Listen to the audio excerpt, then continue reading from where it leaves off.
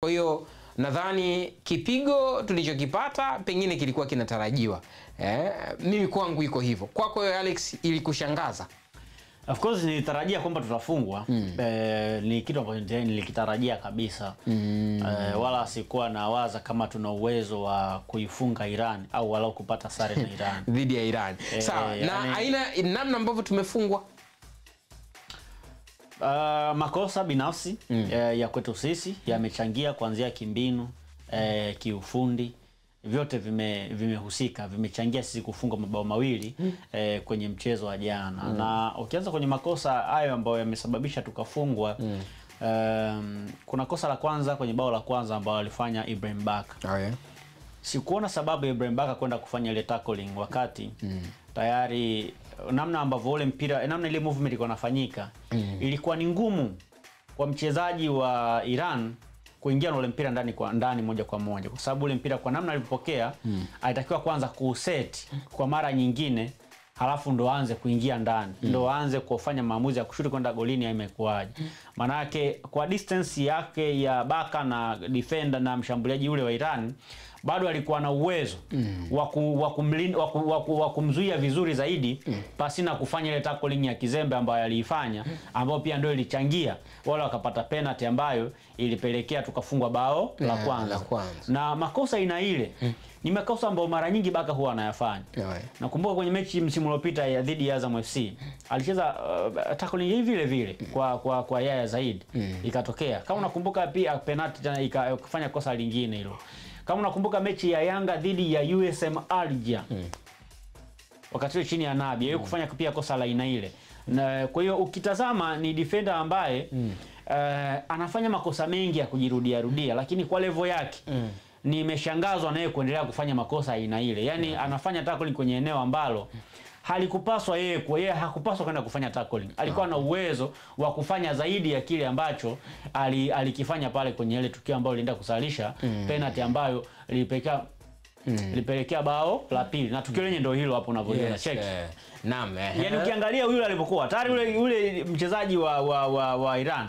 Yaani pale ilikuwa ni ngumu kwa speed aliyokuwa nayo kuuseti ule mpira pale, kushuti pale. Lazima angeuseti tena kwa mara nyingine. Kwa hiyo Baka alipaswa kusubiri kwanza aone yule action ya mwisho atafanya nini ndio aweze kwenda kufanya kosa, lakini mwisho wa siku ameingia pale kichwa, amesababisha penalty ambayo imeenda kusababisha Stars kufungwa goli la kwanza. Sawa. Hivyo kocha wetu wa timu ya taifa ya Tanzania Taifa Stars Hemedi Morocco anakuambia timu ilianza vizuri kunako dakika 25 za kwanza, ikajaribu kumanage mchezo, ikajaribu kuabsorb na kuimeza ile pressure. Timu tulianza vizuri, lakini within that moment ambapo tunaambiwa kwamba tulianza vizuri, ndio timu imeconcede mabao mawili. Sasa inawezekana Hemedi Morocco anatazama mpira kwa jicho lake tofauti na sisi. Kwa sababu mara nyingi kila anachokizungumza ni tofauti na kile ambacho sisi tunakiona. Asa mimi unajua nilifikiri labda kwa mfano ngoja kwanza kabla hujaendelea. Mimi nilifikiri labda amezungumza kiufundi kidogo, ili wewe uje unielezee kwenye engo ya kiufundi kwamba labda tulicheza vizuri. Ndio maana nikasema inawezekana Hemedi Morocco yeye anavyotazama mchezo tofauti na sisi tunavyotazama. Kwa sababu mara nyingi mechi ikiisha tunavyojadili sisi ambavyo ni makosa, yeye kwake haoni kama ni makosa. Ila kile ambacho sisi tunaona kama sio kosa, kwake ndo anakiona ni kosa. Kwa mfano mchezo dhidi ya Zambia, alisema timu inakosa washambuliaji, wakati timu haitengenezi hata nafasi zenyewe. Yeye amezungumzia wapi? Mshambuliaji. Jana timu haikucheza vizuri kwenye kipindi cha kwanza. Yeye anasema kipindi cha kwanza dakika 20-25 za kwanza ndio timu imecheza vizuri, wakati dakika 20-25 ndio timu imefanya makosa ambayo yamesababisha tukafunga mabao haya mawili. Lakini kwenye kauli yake amesema pia neno kwamba tulicheza vizuri, tukajaribu kumanage game, labda au kumanage game. Okay, kucheza vizuri ni pamoja na kumanage game. Sasa kumanage game, yani unaofanya game management unakuwa na mpango wako kwamba dakika 10 za kwanza nicheze hivi, dakika 15 za pili nicheze hivi, ili kumpunguza spidi ya mpinzani au ili kupata kitu fulani. Sasa mwalimu akisema amecheza vizuri kwenye kipindi cha kwanza, mimi ningekuwa hapo ningemuuliza swali, Hebu niambie umechezaje vizuri wakati kwenye hizo dakika ndo dakika ambazo umefanya makosa ambayo yamefanyaje? Yamesababisha tumeconcede mabao mawili. Na hizo dakika ambazo unasema na kwenye hicho kipindi cha kwanza ambacho unasema umemanage game. Ulimanage vipi game? Wakati ulisababisha ulisaidia timu yako ilicheza kwenye mazingira ambayo mpinzani alifika golini kwako mara nyingi pia. Umeelewa vizuri? Kipindi cha kwanza ambacho anasema yeye kwa mujibu wa Medi Morocco tumecheza vizuri. Ndio kipindi ambacho tumecheza vibaya kuliko kipindi cha pili. Ingawa pia naye mbele alikazia pia kipindi cha pili ndio kipindi cha pili tulicheza vizuri kipindi cha pili improve. Ila hii kipindi cha kwanza umeikataa. Ya kipindi cha kwanza nimeikataa. Ya kipindi cha kwanza umecheza vibaya. Kwanza mipira ilikuwa inapotea kirahisi sana.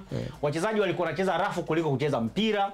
Lakini pia wachezaji hawafiki kwenye nafasi, hawapeleki pressure kwenye mpira, hawapeleki pressure kwa wapinzani, na ndio maana kipindi cha kwanza Stars imecheza rafu nyingi kuliko Iran.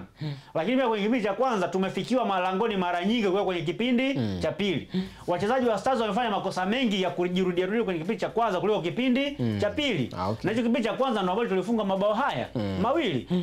Kipindi cha pili timu ika-improve. Wala ina uwezo wa kupiga pasi 3 4 5, lakini wanapiga kwenye zoni ya Stars. Of course sio shida.